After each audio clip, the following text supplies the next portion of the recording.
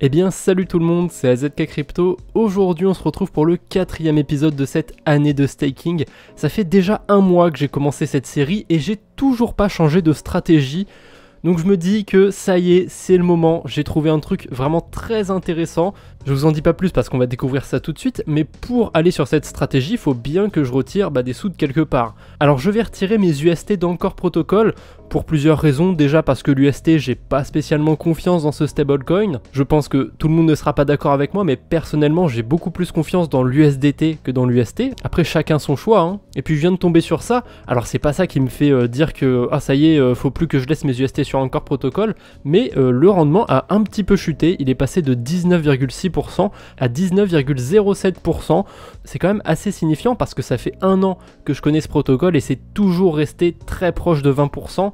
Quand ça a tendance à se détacher un petit peu des 20%, ça dure pas. Mais on sait jamais, je préfère me retirer de Anchor Protocol. Donc on va faire withdraw, on va retirer tous les USDT, les UST pardon, c'est facile de s'en mêler les pinceaux avec ces stablecoins. Et du coup, tant qu'à faire, je vais aussi retirer cette transaction de mon tableur, paf, ça dégage, mes UST, ils sont plus stakés sur Anchor Protocol. Un petit peu après aussi, on retirera les UST de Blockfolio.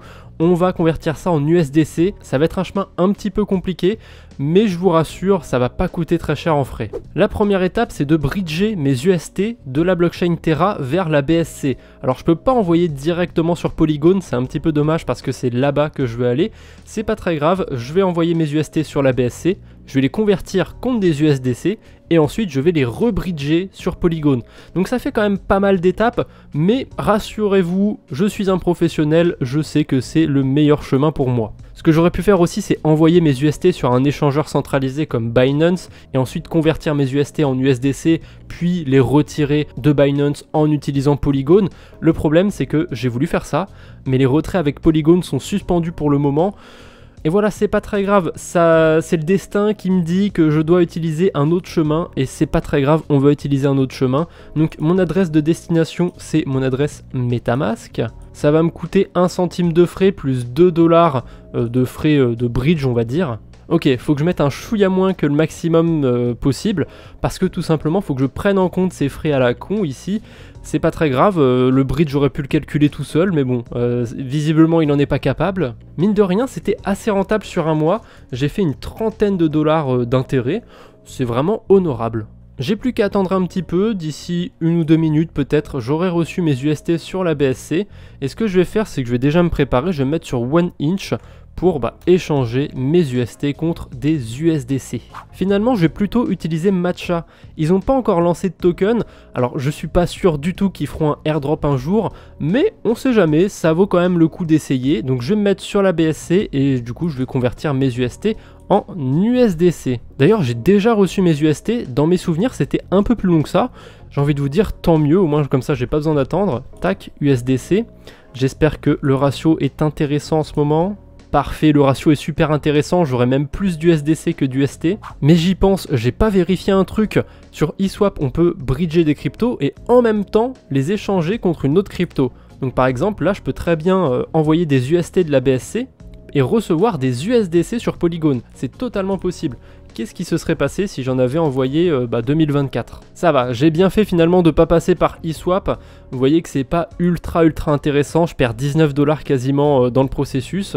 Je pense que j'ai bien fait d'utiliser Matcha pour convertir en USDC. Je viens de comparer plusieurs bridges et d'après mes comparaisons, c'est C-Bridge le plus optimal pour envoyer des USDC de la BSC à Polygon.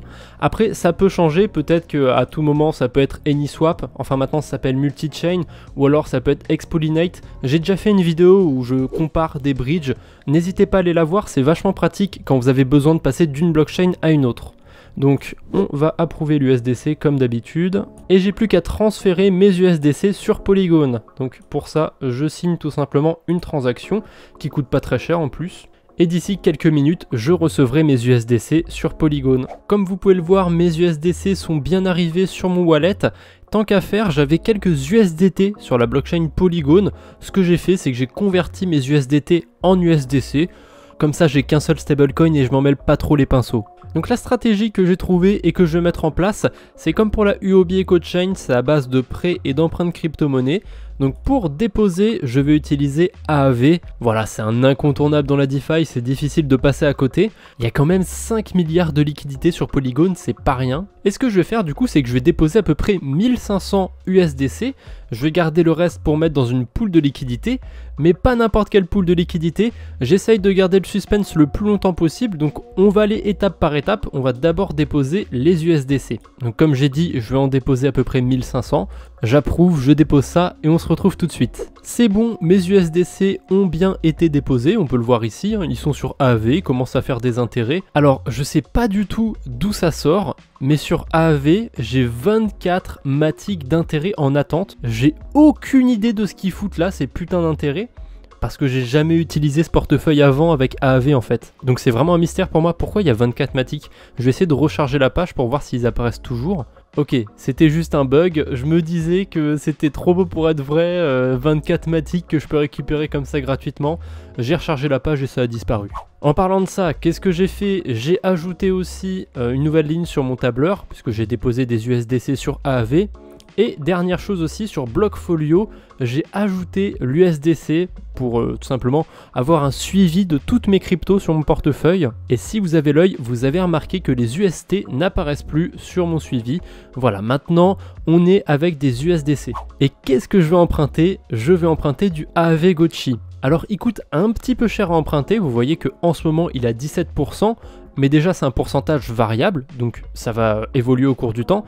En plus de ça, le AAV Gotchi a été rajouté très récemment sur AAV, donc forcément pour l'instant il y a très peu de liquidité. Donc il me reste 600 USDC sur mon portefeuille, je vais du coup emprunter l'équivalent en AAV Gotchi. Combien ça fait 600 $? Ça fait à peu près 300 AAV Gotchi. Donc je vais en emprunter 300, c'est volontaire hein, d'en emprunter un petit peu plus. Je vais rembourser le surplus directement après, comme on a fait pour la UOB EcoChain, si vous avez suivi les stratégies que j'ai mis en place sur la UOB EcoChain. Ça y est, les AAV Gotchi sont sur mon portefeuille. Où est-ce que je vais aller les déposer? Ah, mystère et boule de gomme. Allez, j'arrête ce suspense, je vais déposer mes AAV Gotchi sur une pool GHST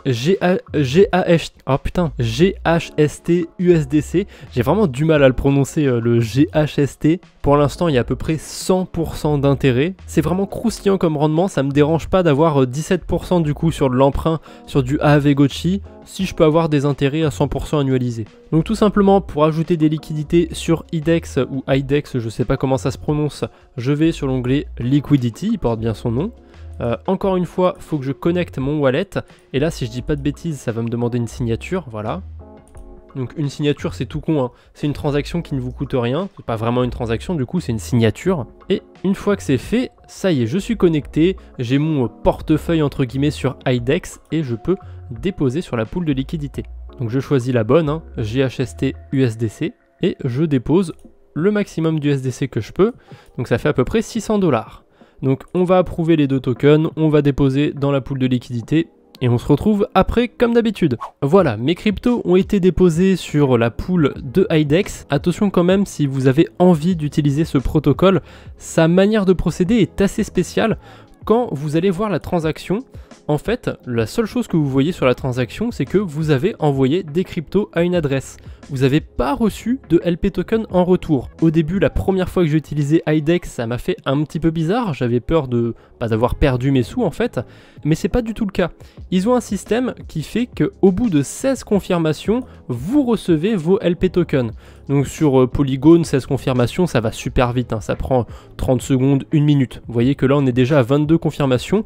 Ça veut dire que j'ai reçu sur mon adresse mes LP tokens, et ces LP tokens, je vais pouvoir aller les déposer sur l'onglet Farm pour faire des intérêts. Alors je sais pas trop ce qui s'est passé, il y a eu plus de 16 confirmations, ça on l'a vu hein, sur la transaction, et pourtant j'ai toujours pas reçu mes LP tokens.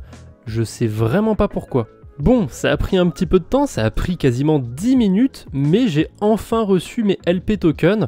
D'habitude ça prend vraiment 1 ou 2 minutes, là c'était super long, je sais pas pourquoi.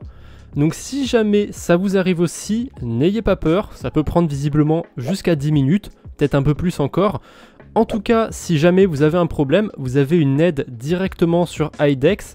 J'ai déjà utilisé leur aide, ça fonctionne super bien, en 5 minutes vous avez quelqu'un qui peut vous aider. Le seul problème c'est que c'est en anglais, mais Google Traduction est votre ami. Alors, je vais maintenant sur l'onglet Farm, je peux revenir ici et je peux staker mes LP tokens. D'ailleurs, quelle surprise, en 10 minutes seulement, les APR ont augmenté de 20%, c'est n'importe quoi, mais je suis preneur. Hein. C'est AZK du futur, petite coupure en plein milieu de la vidéo pour vous expliquer comment les APR ont augmenté de 20% en littéralement quelques minutes.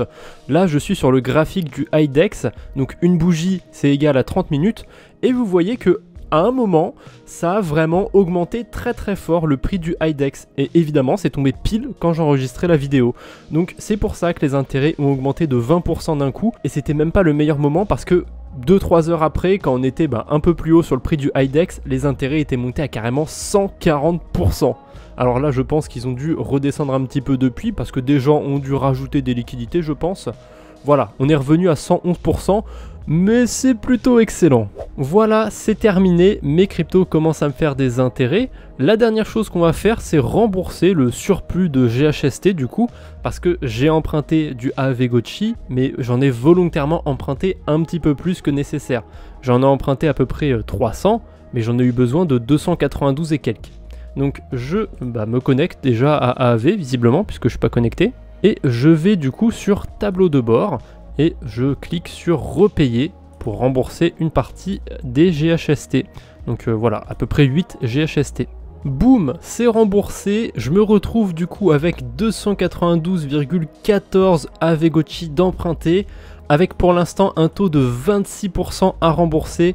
Du coup, s'il y a des bonnes âmes charitables qui passent par là et qui ont du AAV Gotchi dans leur portefeuille, n'hésitez pas à aller les déposer sur AAV Polygon, histoire de faire baisser un petit peu ces 26%. Hein. S'il y a plus de collatéral, ce sera plus intéressant pour moi. Avant de se quitter, on fait un petit tour rapide sur D-Bank. Alors déjà, merci à tous, 17 followers déjà, c'est beaucoup hein, pour D-Bank, hein, vu que c'est une sorte de réseau social maintenant. Donc sur mon wallet, j'ai à peu près 5114 $.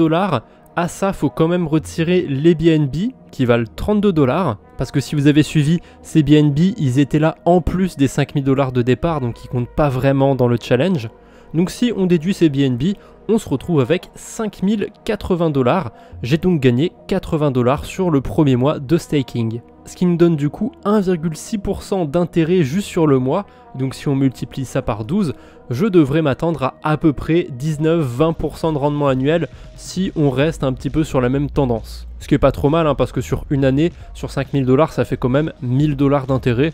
C'est vraiment loin d'être négligeable, surtout si on est sur un cycle baissier cette année. On va arrêter la vidéo ici, on a vu déjà pas mal de choses pour aujourd'hui. J'ai pas besoin de réinvestir mes intérêts sur la UOB CodeChain, je l'ai fait il y a pas très longtemps.